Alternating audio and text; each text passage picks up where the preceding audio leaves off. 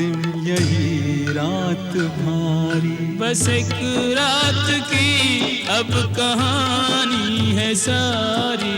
यही रात अंतिम यही रात भारी। यही रात अंतिम यही रात भारी। अरे तपस्वी, अभी तक जिन योद्धाओं को तुमने मारा है मैं उनके समान नहीं हूँ। मेरा नाम है रावण। तीनों लोग जिसका यशगान करते हैं, लोकपाल तक जिसके बंदी हैं। तुमने खरदूषण और विराट को मारा, बेचारे वाली का छुपकर वध किया, कुंभकर्ण और मेघनाद को मारा। आज मुझे उन सब का प्रतिशोध लेना है। यदि तुम रणभूमि छोड़कर भाग न गए तो आज मैं उन सब का बैल निकालूंगा।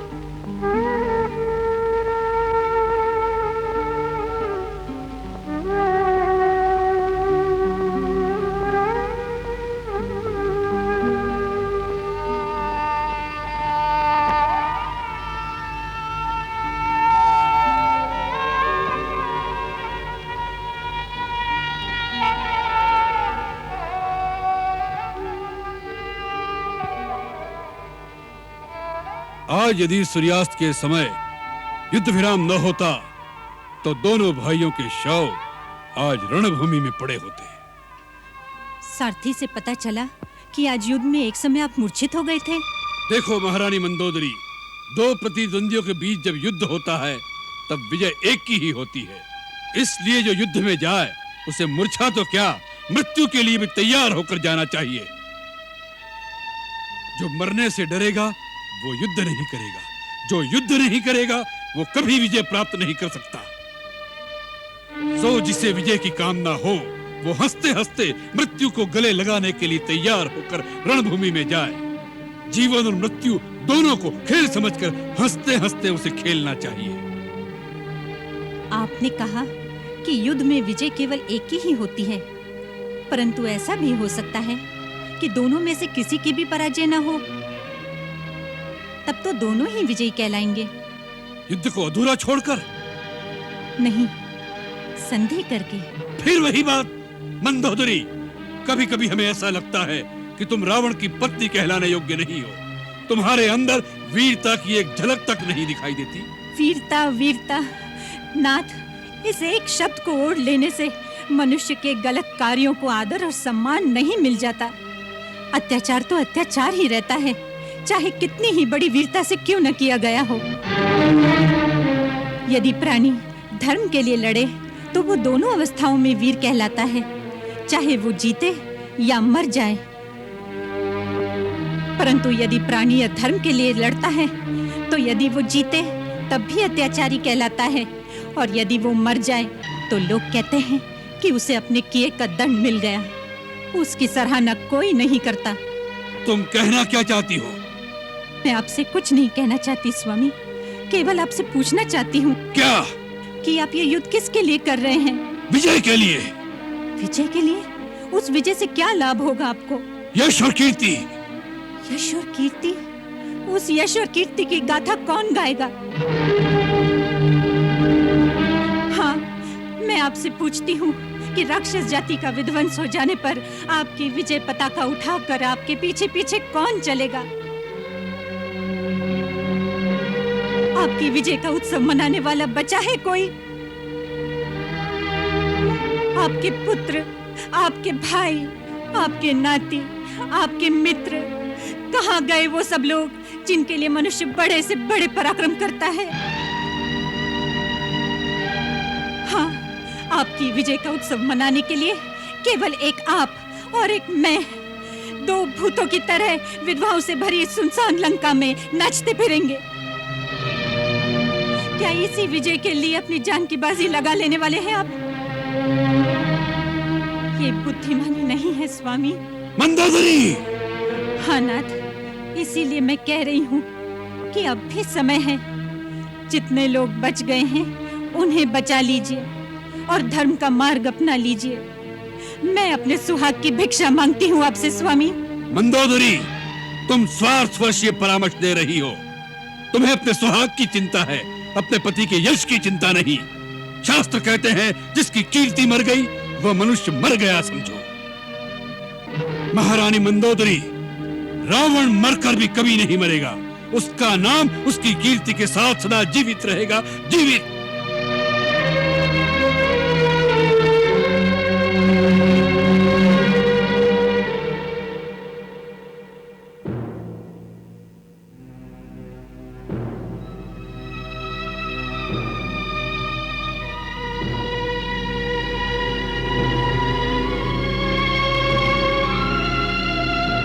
रावण ने आज हमारी सेना को बहुत क्षति पहुंचाई है। बड़ी संख्या में हमारे सैनिक बहुत बुरी तरह से घायल हो गए हैं। लंका की सेना को भी कम क्षति नहीं पहुंची।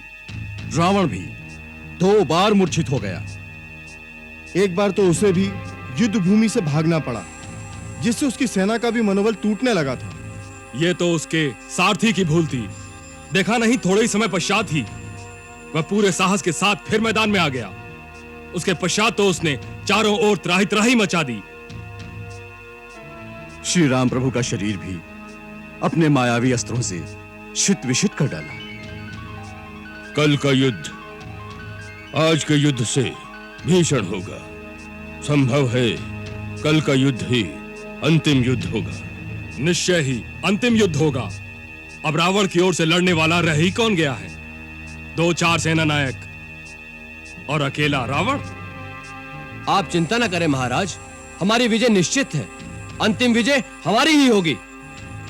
धर्म, नीति और सत्य हमारी ओर है, इसलिए हमारी विजय अवश्य होगी। यह मत भूलो तुम, अकेला रावण संसार के समस्त राजाओं की समस्त सेनाओं का संहार कर सकता है। उसे जीतना इतना सहज नहीं समझना चाहिए। इस समय उसके सिर पर काल मंडला रहा है। उसने साक्षात महाकाल का विकराल रूप धारण कर लिया है। इस समय वो ऐसी स्थिति में पहुंच गया है जहां उसे सर्वनाश ही सर्वनाश सूझ रहा है, फिर चाहे अपना सर्वनाश हो या शत्रु का। ऐसे शत्रु से सचेत रहना चाहिए। इसीलिए हे महाबली हनुमान, हमें हर क्षण चौकन्ना और पूर्ण रूप से सावधान रहना आवश्यक है। कल अपना एक एक योद्धा अपने आप को पूर्ण सैन्य बल समझकर अपने प्राणांत तक पराक्रम करना होगा। शत्रु मायावी, अधर्मी, अनाचारी है। आज रात को कोई एक पल के लिए भी झपकी नहीं लेगा। निशा में निशाचर की शक्ति अपार हो जाती है। इसका पूरा लाभ उठाने के लिए युद्ध के नीति नियम तोड़कर वह माया शक्ति से रात के अंधेरे में आक्रमण भी कर सकता है। शत्रु में अब इतनी शक्ति नहीं कि आज रात आक्रमण कर दे। हनुमंत, कई बार ऐसा होता है कि विजय के विश्वास के अतिरेक में एक पक्ष असावधान हो जाता है और वो असावधानी ही विजय को पराजय में बदल देती है। आज की रात्रि इतिहास के एक ऐसे ही मोड़ पर खड़ी है। कल का इतिहास क्या लिखा जाएगा वो हमारी जागरूकता पर निर्भर होगा।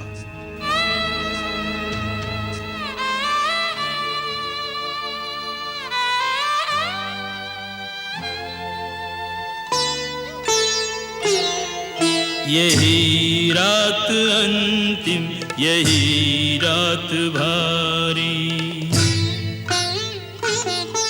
बस एक रात की अब कहानी है सारी। यही रात अंतिम, यही रात भारी।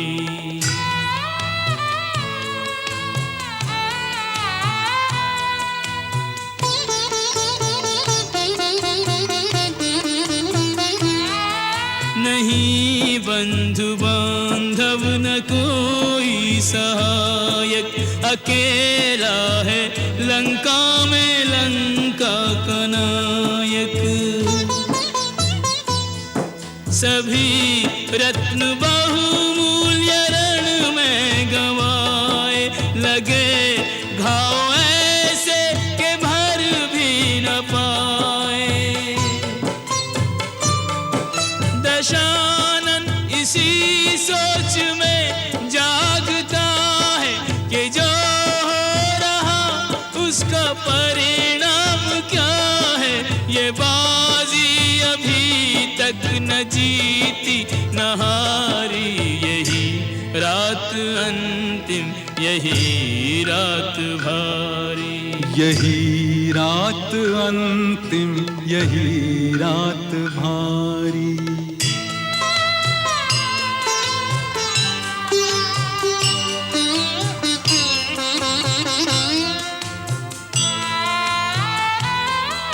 हो भगवान मानव तो समझेगा इतना कि मानव के जीवन में संघर्ष कितना। विजय अंततः धर्म वीरों की होती, पर इतना सहज भी नहीं है ये मोती। बहुत हो चुकी युद्ध में व्यर्थ हानि, पहुंच जाए परिणाम तक अब कहानी। वचन पूर्ण हो देवता सुखारी। यही रात अंतिम, यही रात भारी। यही रात अंतिम, यही रात भारी।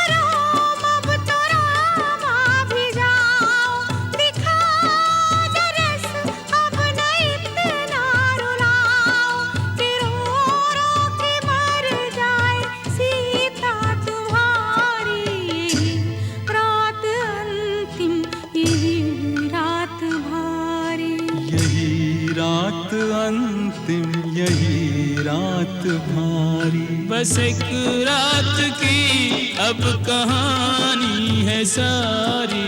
यही रात अंतिम यही रात भारी। यही रात अंतिम यही रात भारी।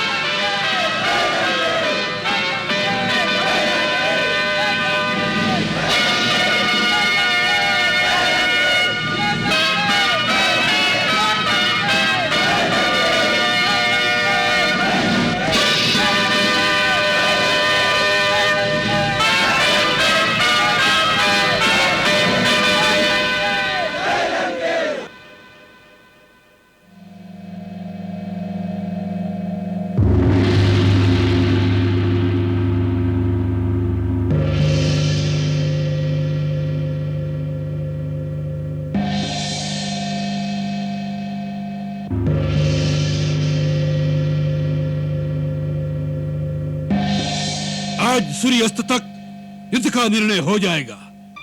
निर्णय हो जाएगा कि सूर्यवंशी राम का सूरज डूबेगा या पुलस्त्य वंश का नाम निशान मिट जाएगा। सीता सौभाग्य विहीना होगी या मंदोदरी। नहीं नहीं नाथ, ऐसा न कहिए। गोद उजड़ गई, महल शमशान हो गए। अब मुझे सुहाग विहीना मत बनाइए। बस अब सीता को वापस लौटा दीजिए। सीता को लौटा दे। सिंह के चंगुल में आया आहेर उसके जीते उससे नहीं छूटता। इतिहास में यह अमिट लेख रहेगा कि रावण के जीते जी त्रिलोक की समस्त देवी शक्तियां मिलकर भी सीता को लंकेश से मुक्त नहीं करा सकी। नाथ, मेरे जीवन आधार, अब इस वैर का अंत कर दीजिए। साधारण नर नहीं है श्री राम। श्री मत कहो हमारे शत्रु को मंदोदरी। और अंत? किसका अंत? यही तो देखना है किसका अंत होगा। जब तक राम और रावण दोनों पृथ्वी पर रहेंगे तब तक बैर का अंत कैसे होगा। मंदोदरी, शांति के लिए हम दोनों में से एक का अंत होना आवश्यक है। तुम राम को भगवान मानती हो सकता है वह साधारण नर नहीं है। इंद्रजीत भी उसे नारायण कह गया। यदि वह नारायण है तो भी जीत रावण की है, जिसे मारने के लिए स्वयं भगवान को धरती पर दर दर भटकना पड़ता है। उसकी यश गाथा संसार कैसे भूलेगा। परम वीर रावण अमर रहेगा। वैकुंठ में जो हमारे गौरव को कम नहीं कर सका, वह पृथ्वी पर हमारे गौरव को कैसे मिटा सकेगा। रावण का अमर पद अक्षय था, अक्षय है और अक्षय रहेगा। प्राणनाथ, मंगल तिलक तो करवाते जाइए।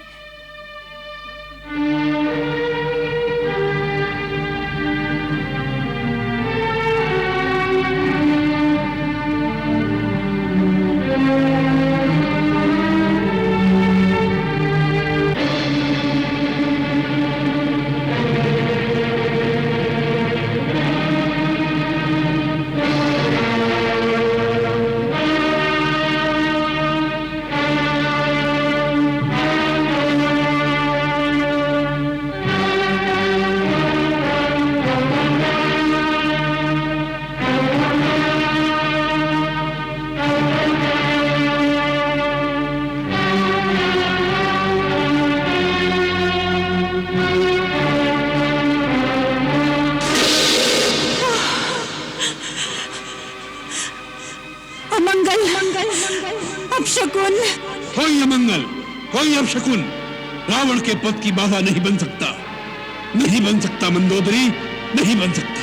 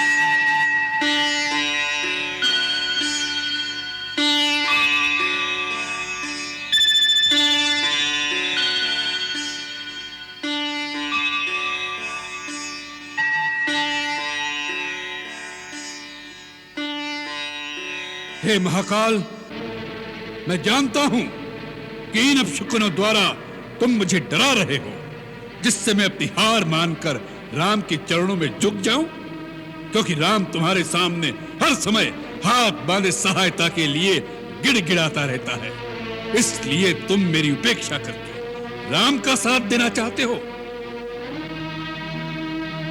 मैं ये भी जानता हूं कि तुम मुझे मेरे अहंकार का दंड देना चाहते हो, परंतु मैं अपने अहंकार को नहीं छोड़ सकता। मुझे अपनी शक्तियों पर अहंकार करने का पूर्ण अधिकार है।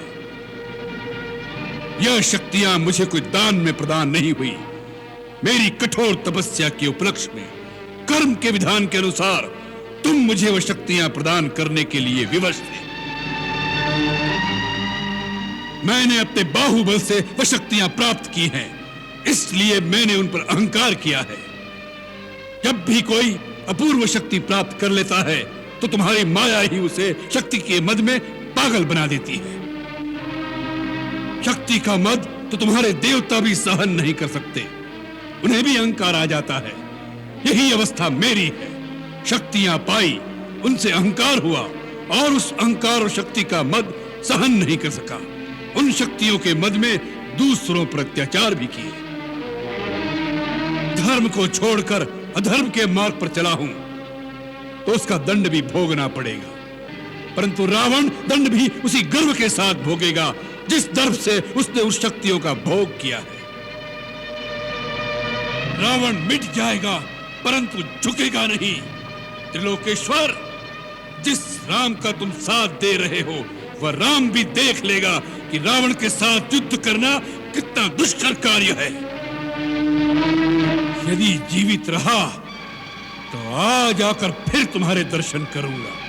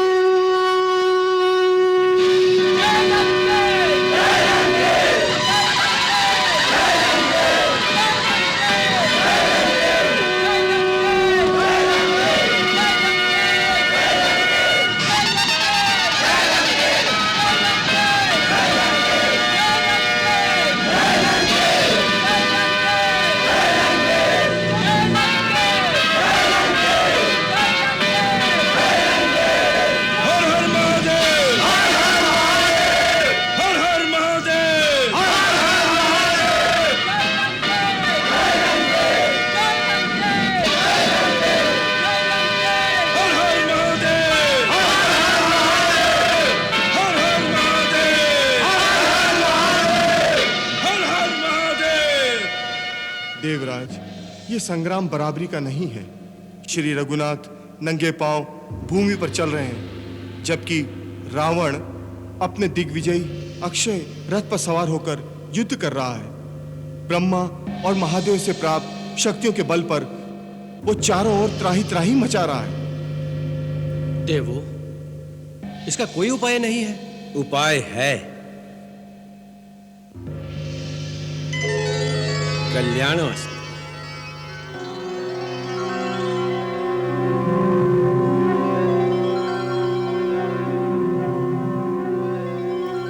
हे इंद्र, आज ही रावण की मार्केश दशा है। इस समय श्री राम प्रभु की सहायता करने से सारे देवताओं के कार्य सिद्ध हो जाएंगे। तुम तुरंत अपना दिव्य रथ श्री राम प्रभु की सेवा में भेज दो। जो आज्ञा पितामह। मातली,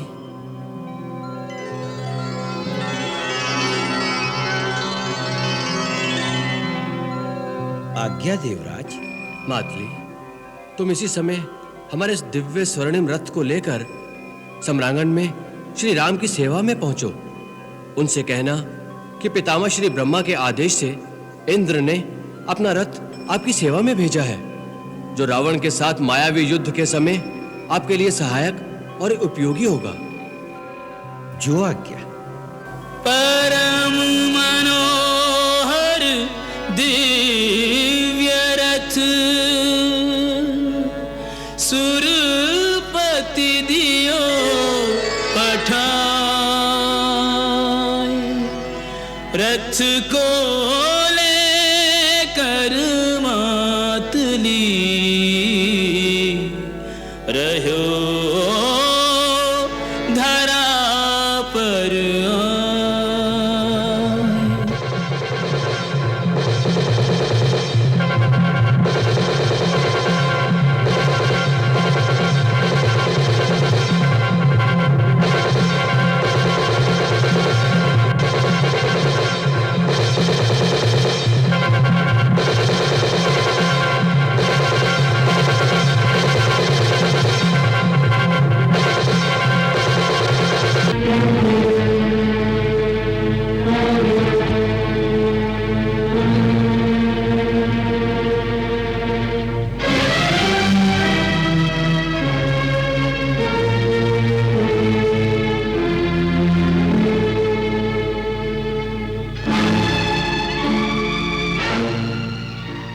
हे रघुकुल तिलक, श्री रघुनाथ, श्री लक्ष्मण कुमार, आपके श्री चरणों में सारथी सेवाधारी मातली का प्रणाम।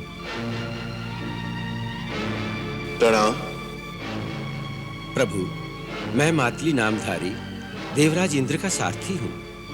सुरेंद्र ने आपकी विजय की कामना से अपना दिव्य रथ आपकी सेवा में भेजा है। इसे स्वीकार करें प्रभु।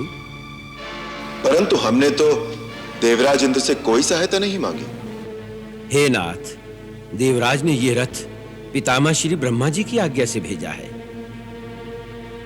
देवराज ने कहा है कि रावण के साथ मायावी युद्ध में यह आपके लिए उपयोगी होगा।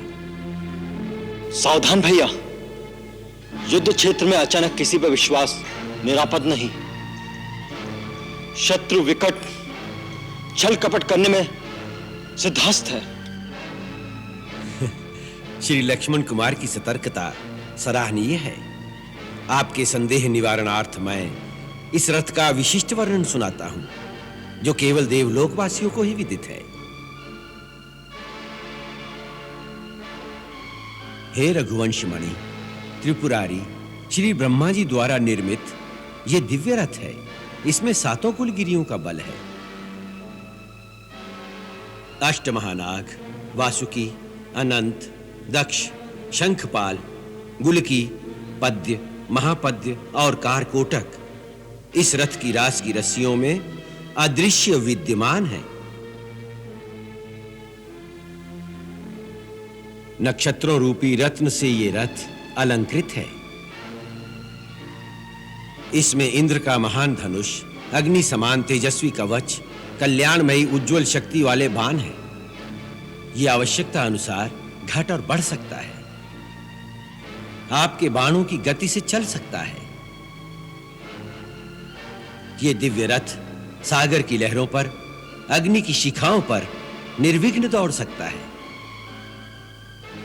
सबसे बड़ा प्रमाण इस रथ में जुटे दिव्य धवल अश्व हैं, जो अपने दिव्य अश्व होने का प्रमाण स्वयं देते हैं। प्रभु, नमामि ब्रह्मदेवाय पुंडरीकाक्षाय महेश्वराय।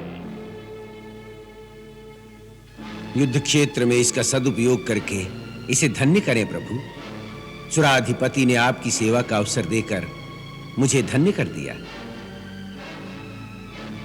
संशय त्याग कर देवहित तथा पृथ्वी के कल्याण के लिए इसे स्वीकार करें करुणानिधान।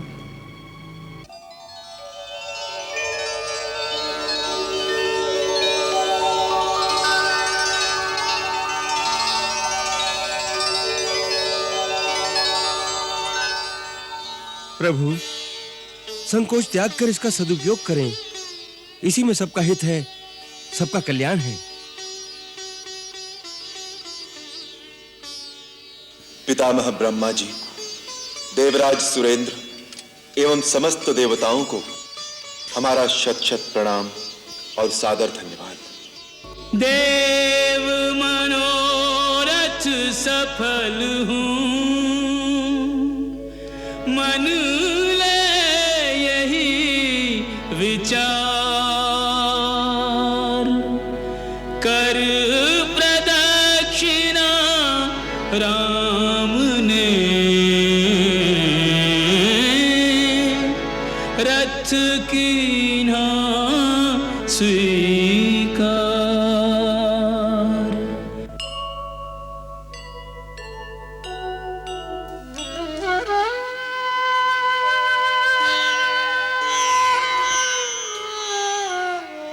आदेश दें स्वामी।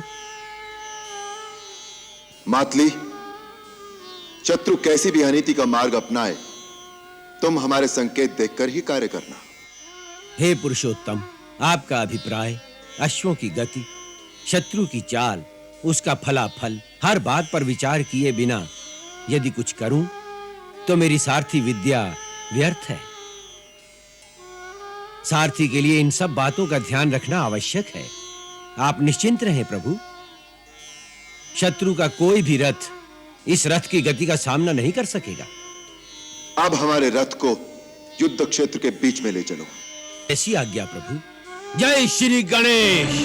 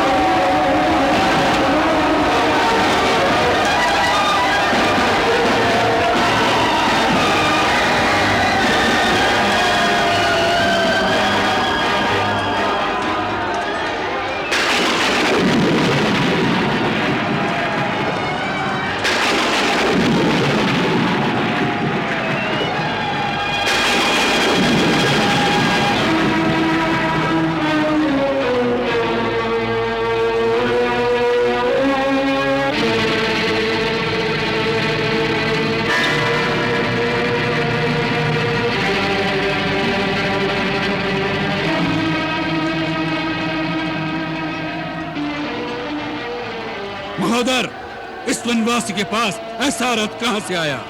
यह अवश्य देवताओं का षड्यंत्र होगा।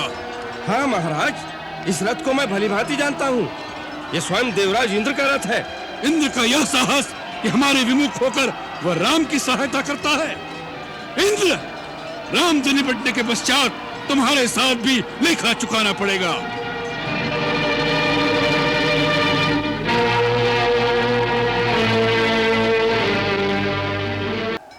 नए नए रथ पर चढ़कर इतना क्यों इतरा रहे हो?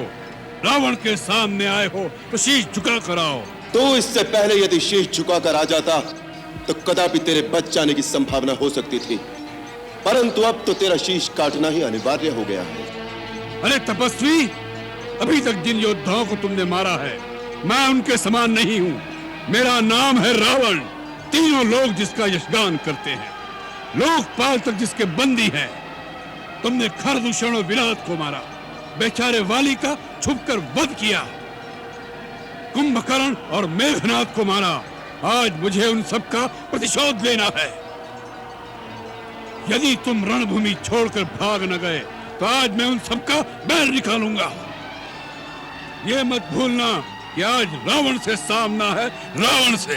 नीच निशाचर, असहाय स्त्रियों पर वीरता दिखाने वाले कायर, तो किस बात पर अपने को वीर कहता है? धर्म की मर्यादा भंग करने वाले पापी, तेरे समस्त पापों का दंड आज तुझे अवश्य मिलेगा। दंड देने का काम राजा का है, किसी भिखारी का नहीं। पहले प्रथम दंड, ये ले तेरा दंड।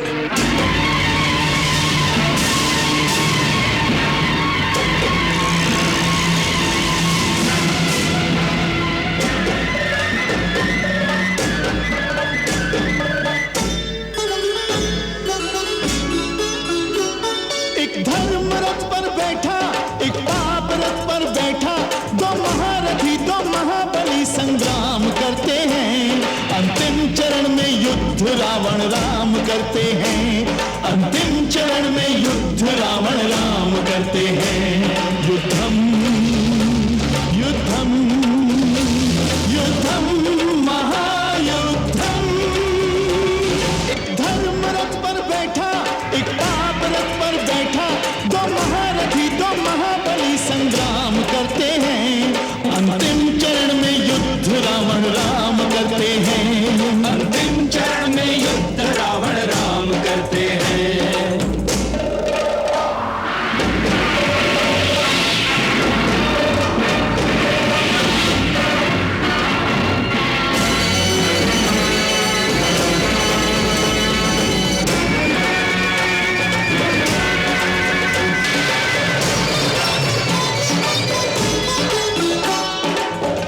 कोई ना कोई निर्णय हो जाएगा, निश्चित ही पापी करनी का फल पाएगा।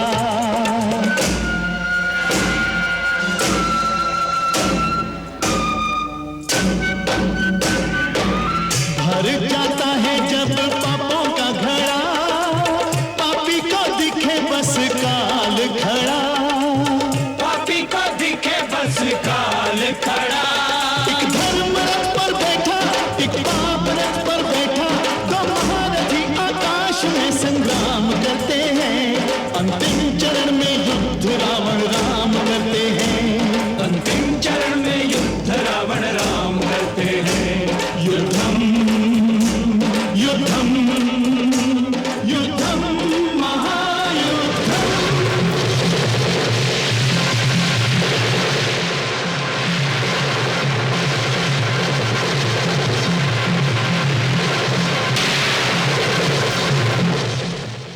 मातली, देखो रावण का रथ बड़े वेग से आ रहा है, अतः अब सावधान हो जाओ और आगे बढ़ो। जिस प्रकार हवा उमड़े हुए बादलों को छिन्न भिन्न कर डालती है, उसी प्रकार मैं आज शत्रु के रथ का विध्वंस करना चाहता हूं। भय तथा घबराहट छोड़कर मन और नेत्रों को स्थिर रखते हुए घोड़ों की बागडोर काबू में रखो और रथ को तेज चलाओ। अब मैं एकाग्र चित्त होकर युद्ध करना चाहता हूं।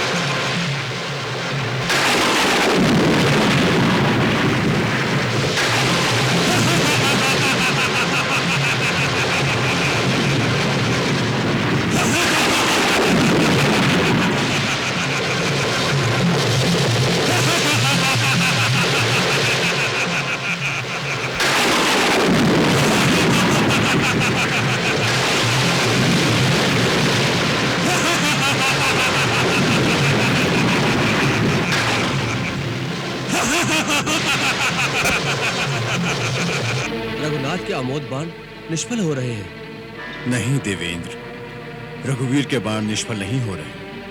ये तो रावण की आसुरिक माया है, जिससे उसके शीश कट जाते हैं और जुड़कर पुनः सजीव हो उठते हैं। इस प्रकार रावण का संहार कैसे होगा? प्रभु हृदय को लक्ष्य करके बाण क्यों नहीं मारते? अवश्य ही हृदय में बाण लगते ही उसका संहार होगा।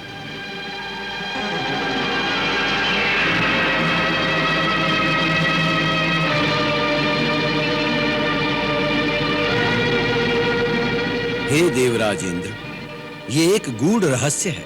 श्री राम रावण के हृदय को लक्ष्य करके बाण नहीं चलाएंगे, क्योंकि श्री राम जानते हैं कि रावण के हृदय में निरंतर सीता का वास है। सीता के हृदय में स्वयं प्रभु श्री राम हर क्षण विराजमान रहते हैं और प्रभु के उदर में तो 14 भुवन 7 खंड सृष्टि बसी है। इस अवस्था में यदि बाण मारेंगे तो रावण के साथ सीता, उसके साथ राम और राम के साथ समस्त ब्रह्मांड का विनाश हो जाएगा। तो फिर रावण का अंत कभी नहीं होगा? होगा, बारंबार शीश पर प्रहार होगा। इस प्रकार सिरों के बार बार काटे जाने से वो व्याकुल हो जाएगा। इस प्रकार की व्याकुल अवस्था में उसके हृदय से सीता का ध्यान टूट जाएगा। यदि पल भर के लिए भी उसके अंतरपट से सीता की छवि हट जाएगी, उसी क्षण अंतर्यामी राम रावण के हृदय में बाण मारकर उसका अंत कर देंगे।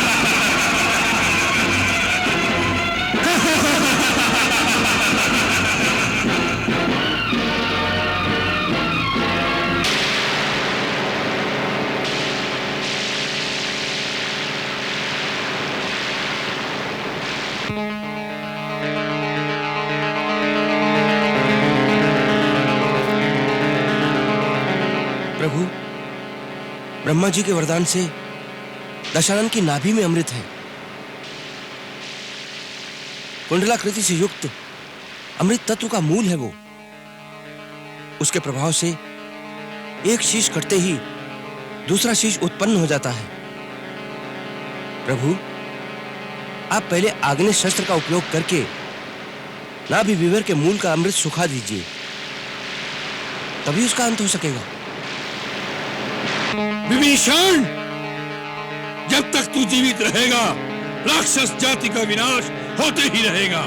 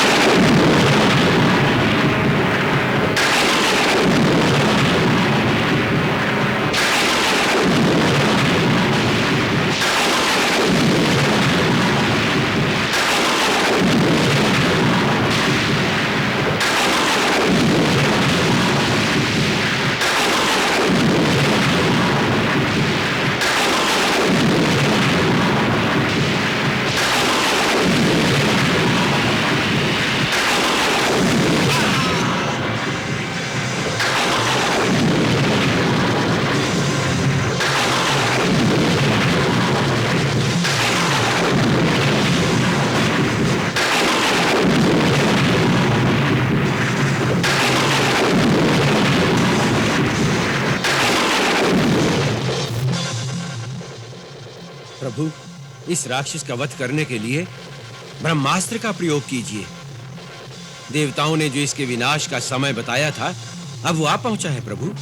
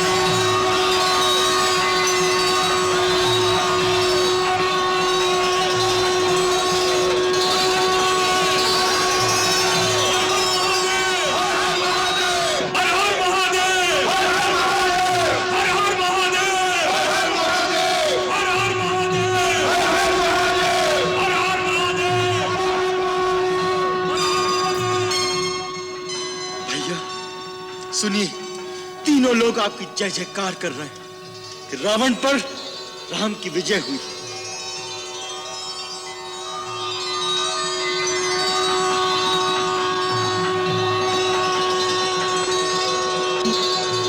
लक्ष्मण, ये विजय केवल राम की नहीं, तुम सबकी है। तुम महाराज विभीषण, महाराज सुग्रीव, वीर हनुमान, अंगद, जामवंत, नल, नील और ये सारी वानर सेना, इन सब की सहायता से ही राम ये युद्ध जीत सका।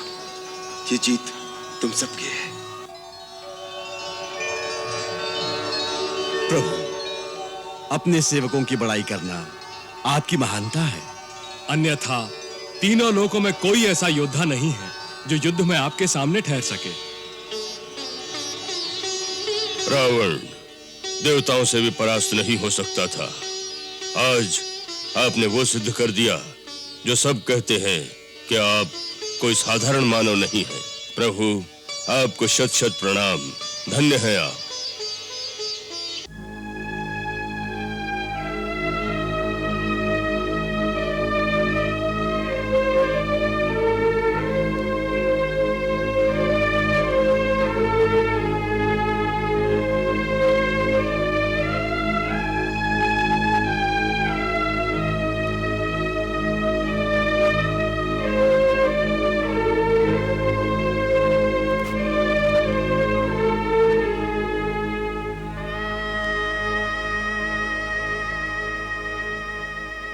जाके मिल गया अहम जो ब्रह्म से,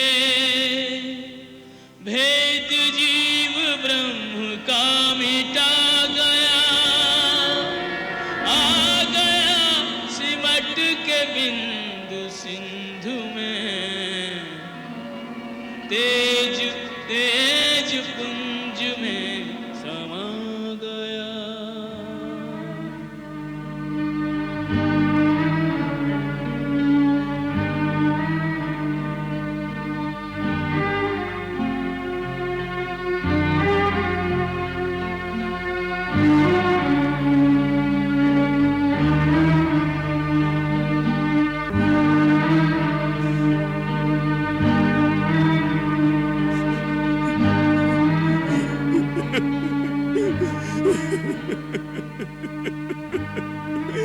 महाराज रावण, इसी दिन के लिए मैं समझाता था आपको कि श्री राम से बैर का परिणाम बड़ा भयानक होगा। अपने हट के कारण आज राक्षसों का परम प्रतापी राजा श्री राम के बाणों से चिता धूल में पड़ा है।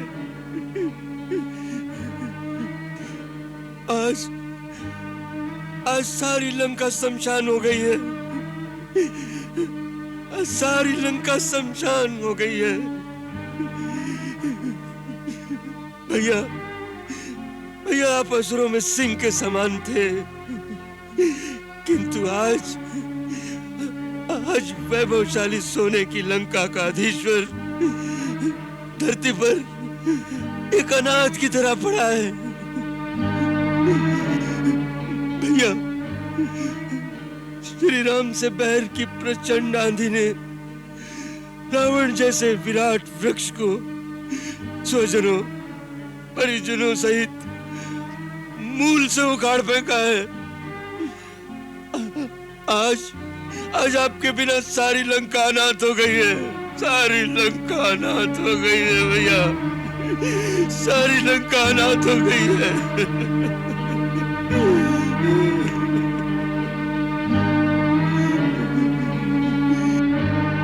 महाराज विभीषण, ये समय धैर्य रखने का है।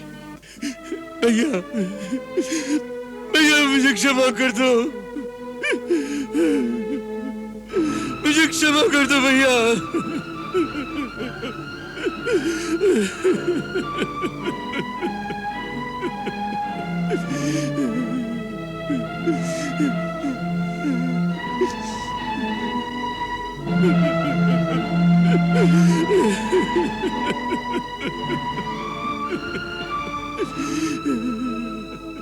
महाराज विभीषण,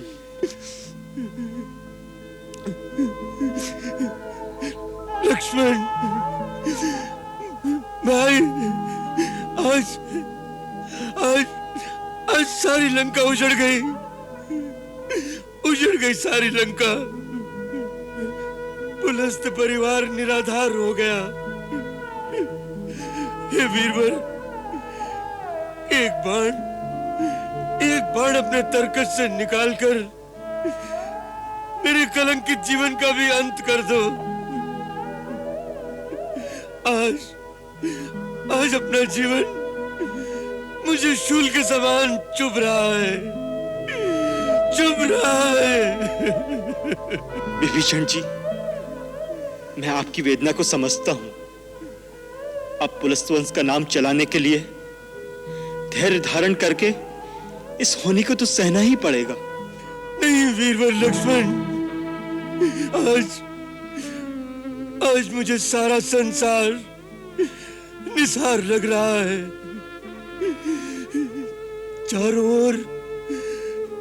चारों ओर अंधकार ही अंधकार दिखाई दे रहा है।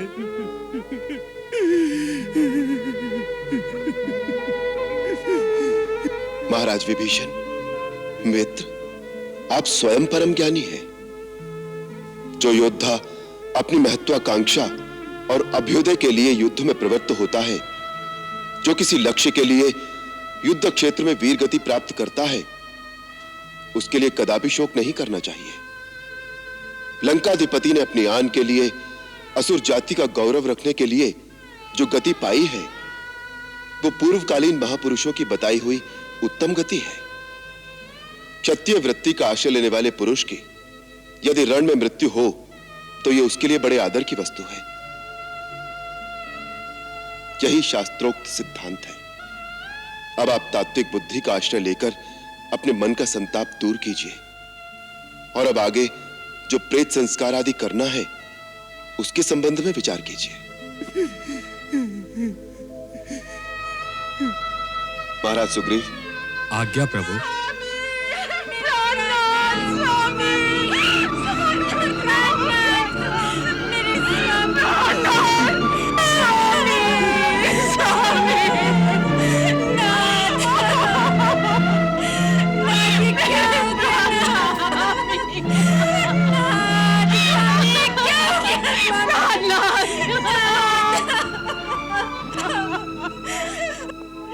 नहीं, ये आपका स्थान नहीं। जिनकी ठोकरों से पर्वत दहल जाते थे, जिनके पैरों तले पृथ्वी कांपती थी, यमराज के लिए भी जो साक्षात महाकाल के समान थे, देवता, दानव, नाग भी जिनसे कभी पार नहीं पा सके, आज एक वनवासी मनुष्य ने उन्हें मार दिया।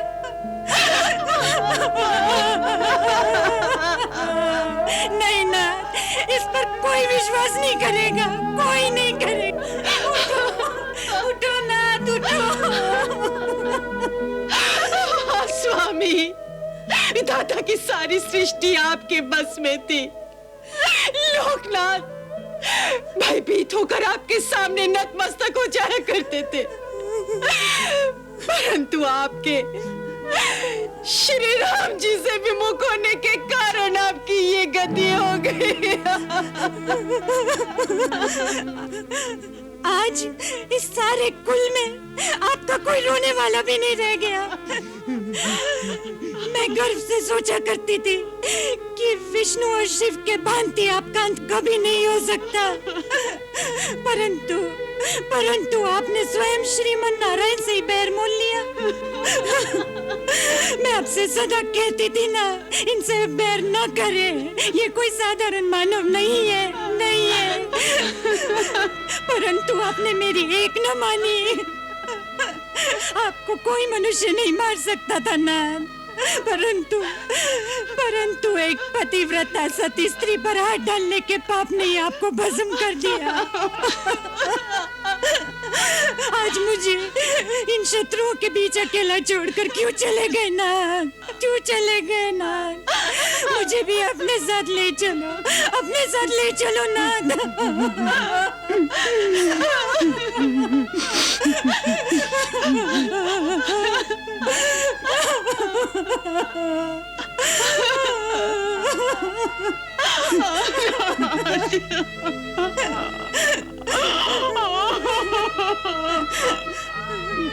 महाराज विभीषण, संयम से काम लीजिए। अपने परिवार की व्याकुल शोक संतप्त महिलाओं को संभालिए, सांत्वना दीजिए इन्हें। महारानी, धीरज धरिए, धीरज धरिए भाभी। भाभी? किसकी भाभी? जब भाई को शत्रु के हाथ से मरवा डाला तो भाभी का नाता कहाँ रहा? क्या इसी दिन के लिए अपने भाई का साथ छोड़ के गए थे? कम से कम आप तो ऐसा न कहो भाभी। तीनों लोग जानते हैं कि मैंने भैया का साथ नहीं छोड़ा था। उन्होंने ही मुझे निकाल दिया था।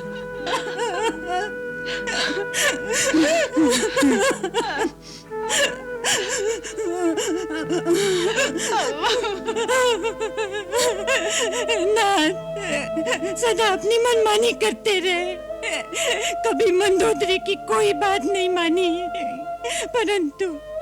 परंतु आज मेरी इतनी सी बात तो मान लीजिए नाथ। अपनी मंदोदरी को भी अपने साथ लेते जाइए, अपनी मंदोदरी को भी अपने साथ लेते जाइए ना। मैं अकेली जीवित नहीं रहना चाहती, मैं अकेली नहीं जीवित रहना चाहती ना, मुझे भी अपने साथ लेते जाइए। महारानी मंदोदरी, यद्यपि मुझे तुमसे कुछ कहने का अधिकार नहीं, परंतु पुत्री, तुम्हारे पूर्वज पुलत्स्य मुनि ब्रह्मा जी के पुत्र थे। मैं भी उन्हीं ब्रह्मा का मानस पुत्र होने के नाते तुम्हारा वंशज ही हूं। बेटी, आदिकाल से सृष्टि का यही नियम है, यही विधि का विधान है। इस पृथ्वी पर कोई साथ आता नहीं, न कोई साथ जाता है। हर प्राणी आता है तो अकेला, काया को छोड़कर जीव जाता है तो अकेला। पूज्यवर, ये कहना बहुत सहज है, बहुत सहज है, परंतु सहना बहुत दुष्कर है, बहुत दुष्कर हमारे पूज्य पर बहुत दुष्कर है। दशानन, दशानन,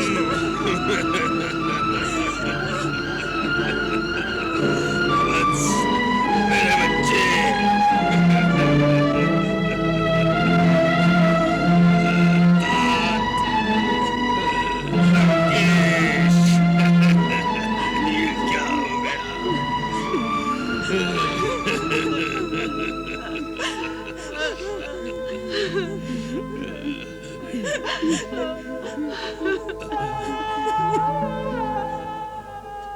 हे अयोध्यानाथ, सर्वज्ञ सर्वेश्वर,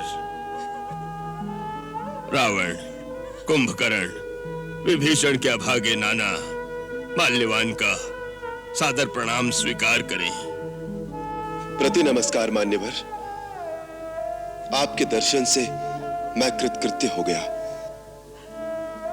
आपके विवेक और महाज्ञान की चर्चा प्राय मैं विभीषण से सुनता था, आज सौभाग्य से साक्षात्कार हो गया। हे दिव्य आत्मन, मेरे परम प्रतापी नाती दशानन, जिसके एको अहम द्वितीयो नास्ति, न भूतो न भविष्यति के गर्जन से दशों दिशाएं कंपायमान होती थी, उसने अपनी टेक रखने के लिए रणभूमि में अपने प्राण अर्पण कर दिए।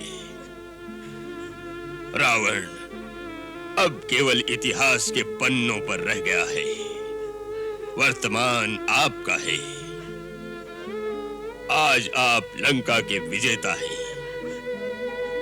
हे लंका विजयी रघुकुल तिलक, लंका के राज परिवार का एकमात्र जीवित प्राणी, मैं लंकापति का नाना माल्यवान आपको विजेता स्वीकार करके आत्मसमर्पण करने आया हूं। मैं लंका को आपके अधीन करके लंका का राज्य आपके श्री चरणों में समर्पण करता हूं। अब लंका का शासन, लंका की सारी संपत्ति और राजकोष पर आपका अधिकार है। जिन्होंने आपसे बैर किया वो रण में मारे गए हैं। अब मेरी इतनी ही प्रार्थना है कि लंका की निर्दोष प्रजा पर आप क्रोध न करें। लंका के बचे हुए नर नारी आपकी दया के पात्र हैं। आज से लंका और लंका निवासी अयोध्या के पराधीन रहेंगे।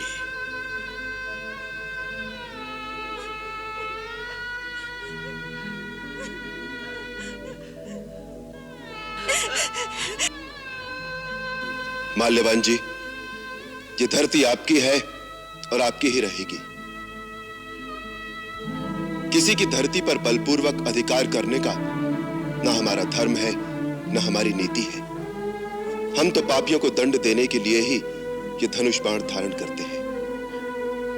लंका वासियों को अपने अधीन करके परतंत्र बनाने और लंका का राज्य हड़प कर उस पर अपनी सत्ता जमाने के लिए हमने युद्ध नहीं किया।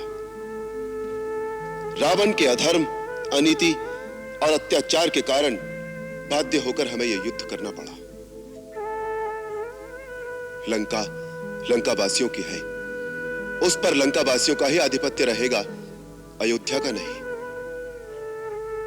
आप जानते नहीं, हम युद्ध से पहले ही महाराज विभीषण को लंका का राजा घोषित कर चुके हैं।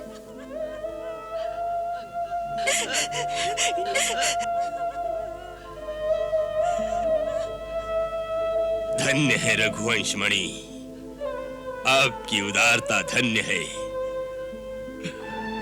आपकी विशाल हृदयता धन्य है।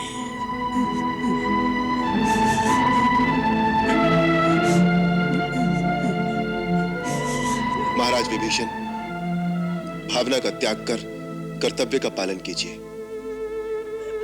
इस समय सर्वप्रथम कर्तव्य आपका यह है कि अपने कुल की परंपरा के अनुसार शास्त्रोक्त विधि से अपने ज्येष्ठ भ्राता के पार्थिव शरीर का विधिवत अंतिम संस्कार कीजिए।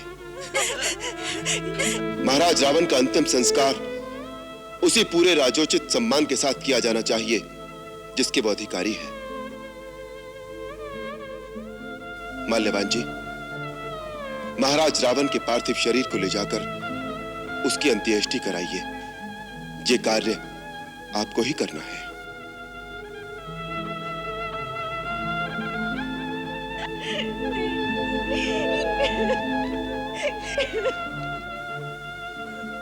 महाराज रावण, भगवान आपकी आत्मा को सद्गति दे।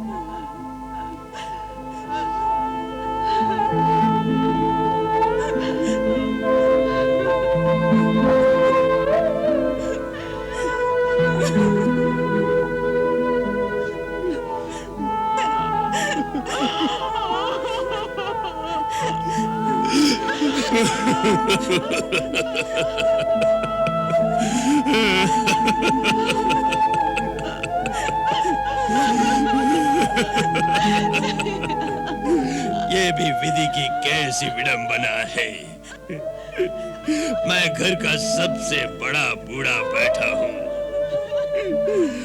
और जिन्हें गोद में खिलाया था उन्हें एक एक करके कांधे पर उठाकर मैं शमशान में पहुंचा रहा हूँ।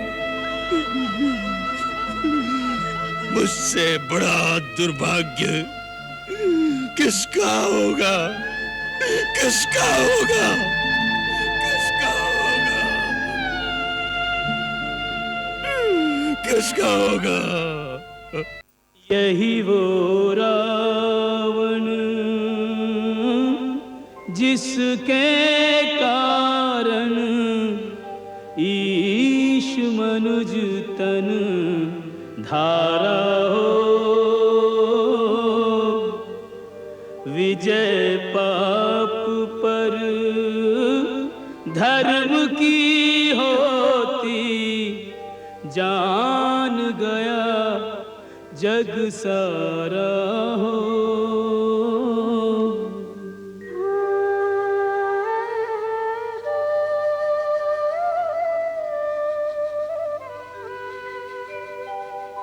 अपनी शक्ति के मद में एक दिन ईश्वर को ललकारा हो,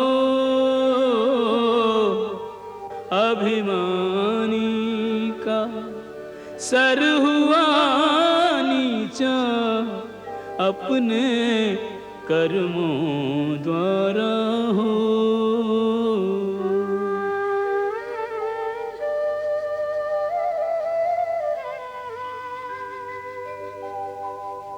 यूं तो हर प्राणी फल भोगे निज करनी अनुसारा हो, पर करनी के करने में भी है कुछ हाथ हमारा हो।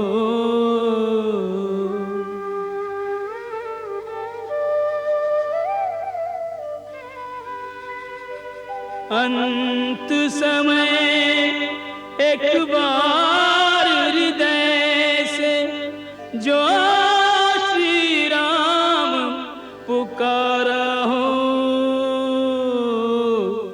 राम विमुख ने राम सुमिर कर निज परलोक सुधारा हो। यही वो रावण जिसके कारण ईश मनुज तन धारा हो।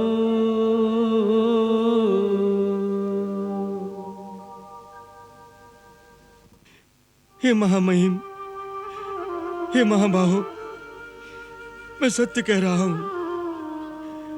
अब मुझे लंका की सत्ता और राज वैभव का लेश मात्र मोह नहीं रहा।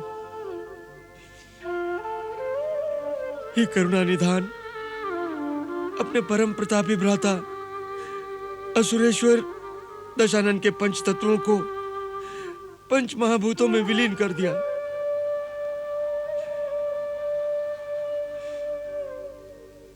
अपने आत्मीय जन को अग्निमुख देने से अधिक करुणाजनक कठोर कर्तव्य जीवित मनुष्य के लिए दूसरा नहीं होता।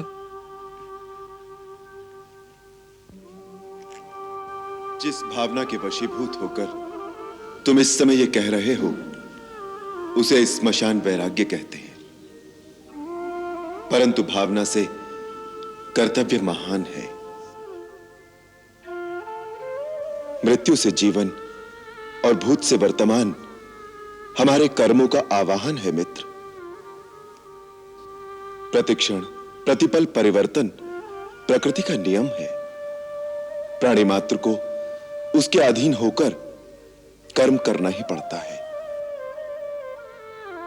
नए सिरे से असुर जाति के अनुशासन की व्यवस्था, लंका की प्रजा के कल्याण के लिए लंका का राज्यभार संभालना अब तुम्हारा पुनीत कर्तव्य है।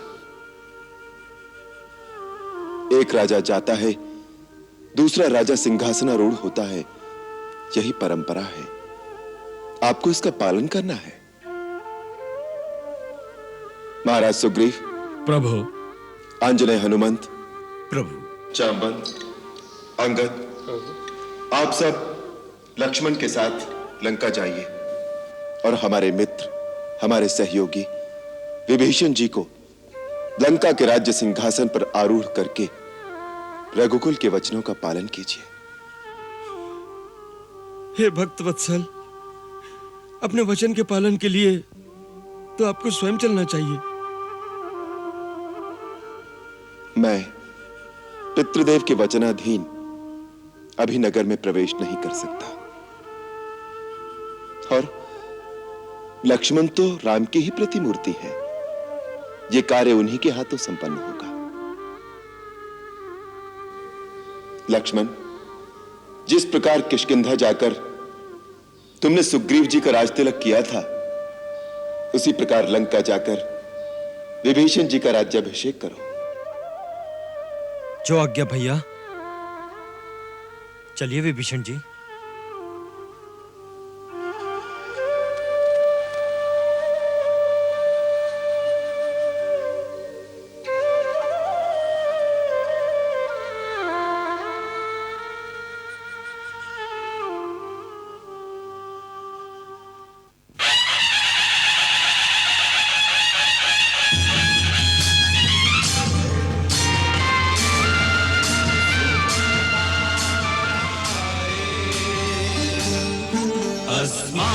विश्वानि देव वयुनानि विद्वान् युद्धस्मज्जुहुराणमेनो भूयिष्ठान्ते नम उक्तिं विधेम। ॐ स्वस्ति न इन्द्रो वृधश्रवाः स्वस्ति न पूषा विश्ववेदाः स्वस्ति नस्तारक्षो अरिष्टनेमि स्वस्ति नो बृहस्पतिर्दधातु। ॐ द्यौः शान्तिरन्तरिक्षगुं शान्तिः पृथिवी शान्तिरापः शान्तिरोषधयः शान्तिः वनस्पतयः शान्तिर्विश्वे देवाः शान्तिर्ब्रह्म शान्ति सर्वज्ञं महाराज विभीषण की जय। महाराज विभीषण की जय। महाराज विभीषण की जय। महाराज विभीषण की जय। महाराज विभीषण की जय। महाराज विभीषण की जय। महाराज विभीषण की जय। अभिवंदन, अभिवंदन लंका नरेश महाराजा धिराज विभीषण, अभिवंदन। रघुनंदन, मेरा प्रणाम स्वीकार कीजिए। मुझे आशीर्वाद दीजिए। इस भार को मैं उठा सकूं, ऐसी शक्ति मुझे प्रदान कीजिए कृपा सिंधु।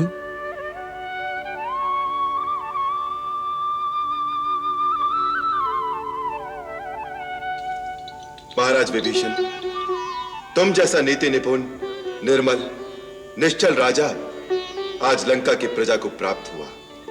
मुझे पूर्ण विश्वास है कि आप असुरों पर लगे अधर्म, अन्याय और अनीति के अपयश को मिटाने वाले आदर्श राजा सिद्ध होंगे। हे अक्षय धर्मशील, तुम ऐसा राज्य करना कि तीनों लोग तुम्हारी स्तुति करें। जो देवता, गंधर्व, किन्नर असुरों को अपना विरोधी मानते हैं, वो भी असुरों के प्रति अपनी दुर्भावना त्याग कर तुम्हारा आदर करें। न्याय, नैतिकता, नीति, सत्य, सत्कर्म और सदाचार तुम्हारे शासन में अचल रहे। प्रभु, आपके बताए सत्य और धर्म के सन्मार्ग पर चलकर असुरों पर लगे अपयश को धोना ही मेरे जीवन का लक्ष्य होगा। क्षमा भैया। लंका विजय हूं। लंका के नए अधीश्वर का राज्याभिषेक भी हो गया, परंतु जो कार्य सर्वप्रथम अनिवार्य था उस और अभी तक आपका ध्यान ही नहीं गया। अधीर न हो लक्ष्मण, मैं जानता हूं तुम क्या कहना चाहते हो। लंका विजय हमारा ध्येय नहीं था। ये महायज्ञ वैदेही की मुक्ति के लिए है। फिर भी माता अभी तक खुले गगन तले लंका के अशोक वन में बंदिनी है। शांत हो हनुमंत, अब समय आ गया है। लंका नरेश महाराज विभीषण से आज्ञा लेकर लंका में जाओ और जानकी को सारा समाचार सुनाकर संदेश लेकर लौटो। ये क्या कह रहे हैं प्रभु? दया निधान की इच्छा ही आज्ञा है। रघुवीर के आदेश का तुरंत पालन करो महावीर। अब लंका का कोई द्वार अयोध्यानाथ के लिए अलंघ्य नहीं रहा। जय श्री राम।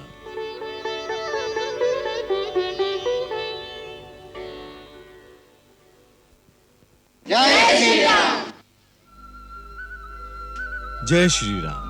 जय श्री राम। जय श्री राम। जय श्री राम। जय श्री राम। जय श्री राम। जय श्री राम। जय श्री राम।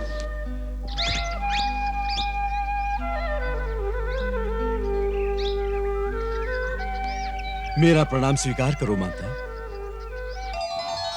हनुमान। हाँ माता, आपका पुत्र हनुमान श्री राम की विजय का शुभ समाचार लेकर आया है। राक्षसी सेना पराजित हो गई। आज के युद्ध में रावण मारा गया। श्री राम ने भैया लक्ष्मण, महाराज विभीषण, महाराज सुग्रीव और वानर सेना की सहायता से उस सैन्य शक्ति का विध्वंस कर दिया जो तीनों लोकों में सबसे अधिक बलशाली और पराक्रमी मानी जाती थी। कौशलपति श्री राम और छोटे भैया सब विधि कुशल से हैं। श्री राम ने तो विभीषण जी को लंका के राज सिंहासन पर भी बिठा दिया है। अब प्रभु ने मुझे आपके पास यह कहने के लिए भेजा है कि वैदेही के उद्धार के लिए जो प्रतिज्ञा की थी, सागर पर सेतु बांधकर भीषण युद्ध में रावण को परास्त करके हमने उसे पूरा कर दिया है। अब देवी अपने आप को पराधीन न समझे।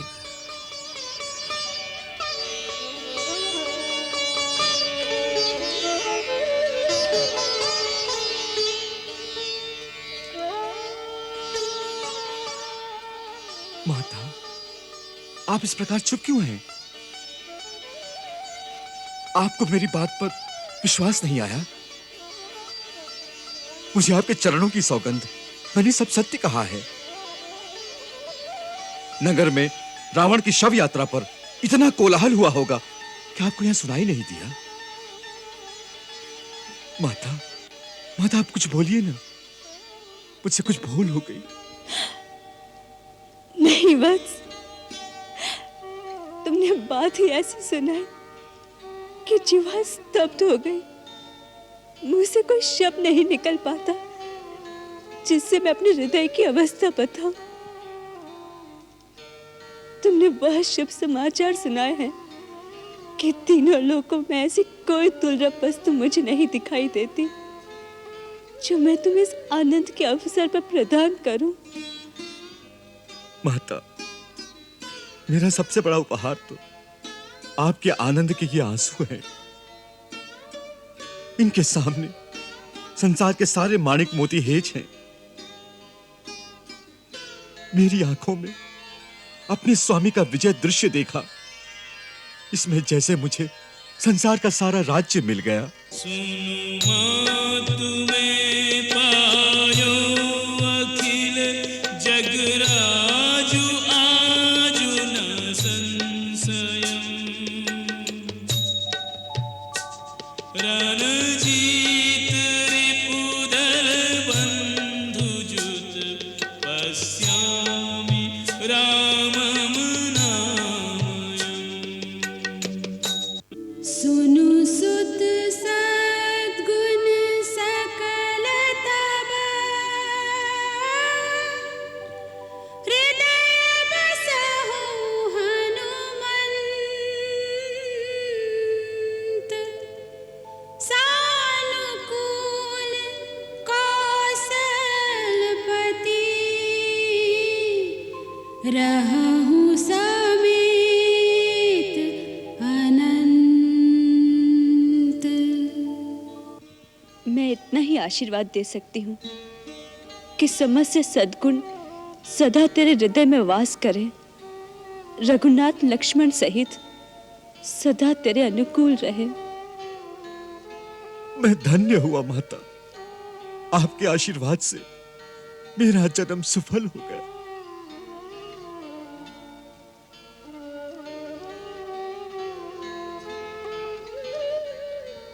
तुम्हें मेरा एक काम करना होगा पुत्र। आज्ञा करो माता। शीघ्र से शीघ्र कोई ऐसा जतन करो जिससे ये तरसे हुए नयन अपने स्वामी की मनोहर छवि का दर्शन कर सके। प्रभु से जाकर कहो, अब इतना विलंब क्यों? मुझे श्री चरणों में आने की आज्ञा कब देंगे? अब विलंब नहीं होगा माता। मैं अभी जाकर प्रभु से प्रार्थना करूंगा कि वो महाराज विभीषण को आज्ञा दें कि तुरंत आपको सम्मान पूर्वक श्री राम के शिविर तक पहुंचा दिया जाए। मुझे आज्ञा दो मां।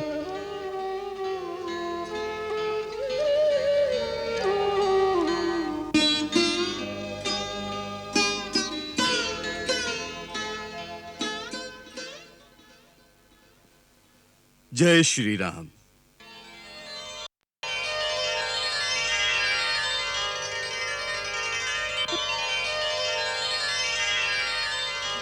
हनुमंत, हनुमंत, कैसी है सीता? प्रभु, आप पूछ रहे हैं कैसी है माता?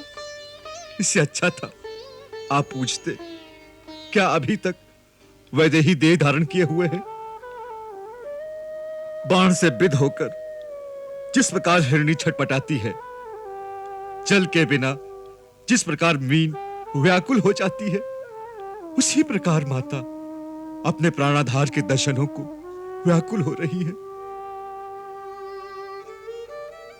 तनिक बताइए तो प्रभु, अब माता को लाने में विलंब किस कारण हो रहा है? अब और विलंब नहीं होगा हनुमंत। तो मैं अभी पवन वेग से जाकर माता को लेकर आता हूं। नहीं हनुमंत, इतनी आतुरता, इतना उतावलापन उचित नहीं। महाराज विभीषण, आज्ञा सूर्य कुलभूषण। सीता को लाने का समुचित प्रबंध कीजिए। हनुमंत और युवराज अंगद के साथ उसे अशोकवन से मुक्त करके भेज दीजिए। जो आज्ञा अयोध्यानाथ। आइए हनुमान जी।